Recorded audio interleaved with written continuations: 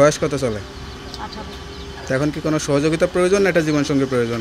সহযোগিতা বলতে কি যে আমার সহযোগিতা করব, আমি চাই সেই আমার বিয়ে শাদী করব, একজন মানুষ আমার পাশে এসে খারাপ হইতেছে। এই যে এত বড় হয়েছেন, সবচেয়ে কোন বিষয়টা বেশি কষ্ট লাগে? কষ্ট লাগে বাবা মার কাছে নাই কি, আমি থাকি নানা নানির কাছে কি, মা আমার বাবা নিজের বাড়ির অন্য বাড়ি কাজ করে খাইতে হয়। মা বাবা কি দর্শক আসসালামু আলাইকুম। দেশ ও প্রবাসে যে যেখানে আছেন আপনাদের প্রত্যেককে শুভেচ্ছা জানাচ্ছে। আজকে নতুন একটি প্রতিবেদন দেখতেই পাচ্ছেন, আমার সামনে একটি আপু আসছে। আপুটা দেখতে শুনতে যেরকম সুন্দর সেরকম ও লম্বা। আসলে তার জীবনে কি হয়েছে চলুন কথা বলে জানার চেষ্টা করি। আপু আসসালামু আলাইকুম। ওয়ালাইকুম আসসালাম। আপু আপনার নাম কি? তানিয়া। তানিয়া আপু, কেমন আছেন আপনি? ভালোই আছে। আপনার বাড়ি কোথায়? রাজশাহী। পরিবারে কে কে আছে? আছে নাম নানি। নানা নানি, মা বাবা নাই? মা বাবা আছে, তারা তো দেখে না, তারা অন্য জায়গাতে থাকে। আচ্ছা, নানা নানিটাই মানুষ হয়েছে। আপনি কি লেখাপড়া করেন? না, লেখাপড়া করি না। তো আজ প্রতিবেদনে আসছেন কি চিন্তা করে? আইসি একটা সঙ্গীর জন্য যে যে আমার পাশে এসে দাঁড়াইবো, আমার দায়িত্ব নিতে পারবে। আপনার বিয়ে হয় নাই? না, বিয়ে শাদী নেই। তা নানা নানি যে আছে তারা কেমন জানে? ভালো জানে? তারা তো কি জানবে আর ভালো, তারা কোনো কাজ কাম তো করে না। এখন আমি কাজ করি মানুষের বাড়িতে, সেলাই মেশিনে। বয়স কত চলে? 18। তো এখন কি কোনো সহযোগিতা প্রয়োজন না এটা জীবনসঙ্গী প্রয়োজন?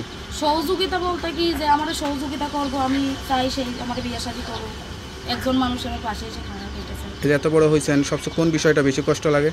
কষ্ট লাগে বাবা মার কাছে নাই কি, আমি থাকি নানা নানির কাছে কি, আমার মা বাবা নিজের বাড়ির অন্য বাড়ি কাজ করে খাইতে হয়। মা বাবা কি হয়েছিল?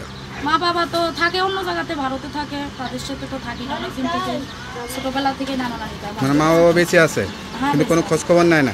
না, খোঁজ খবর নেই। আচ্ছা, এই সুন্দর চেহারা নিয়ে মানুষ একটু নায়িকা হতে চায়, অভিনয় করতে চায়। আপনার কি এরকম কোনো স্বপ্ন ছিল?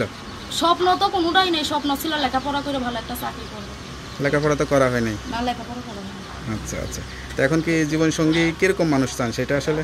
জীবন সঙ্গী চাই, বললাম তো যে আমার বিয়ে শাদী করতে পারবে, বর্তমানে সহযোগিতা করবে, বিয়ে শাদী করবে, আমি তার সাথেই করবো। যে বিয়ে করে নিয়ে যাবে সেটাই তো বড় সহযোগিতা, আর সহযোগিতার দরকার কি? ওইটাই তো বললাম যে বিয়ে শাদী করে আমারই নিতে পারে। আচ্ছা আচ্ছা, তা এখন ধরেন অনেকেই বিয়ে শাদী করার জন্য যোগাযোগ করতে চাবে, কোনো মোবাইল নাম্বার দিলে কি কোনো সমস্যা আছে? না, ফোন নাম্বার দিব, ফোন দিলে সমস্যা নাই তো? না। আর প্রেম টেম করে আবার ভেঙে যাবেন না তো? না, প্রেম করতে চাই না। নাম্বারটা মুখস্থ আছে? তো নাম্বারটা আমার কাছে দেখে বলতে পারেন? তো নাম্বারটা আমার কাছে দেন, আমি দেখে বলে দিই। হ্যালো বিয়ার, শুনতে পারলেন এক অসহায় গরিব পরিবারের মেয়ের জীবনের গল্প। আসলে মা বাবা থাকতেও নেই, নানা নানির কাছেই বড় হয়েছে, এখন বিয়ের বয়স, বিয়ে করতে চাই, সে আশা নিয়ে প্রতিবেদনে আসছে। কেউ যদি যোগাযোগ করতে চান বা আরও তথ্য খোঁজখবর নিয়ে যোগাযোগ করতে চান, অবশ্যই তারা তার এই নম্বরে যোগাযোগ করবেন। তার নাম্বারটি হচ্ছে 017718327006।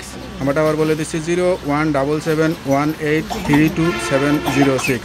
নাম্বারটা খোলা থাকে তো? হ্যাঁ, সত্যি। যাক, নাম্বারটা খোলা রাখবেন, আর যত কষ্ট হোক 5 ওয়াক্ত নামাজ কালাম পড়ে আল্লাহর কাছে দোয়া করবেন, আল্লাহর কাছে চাইবেন।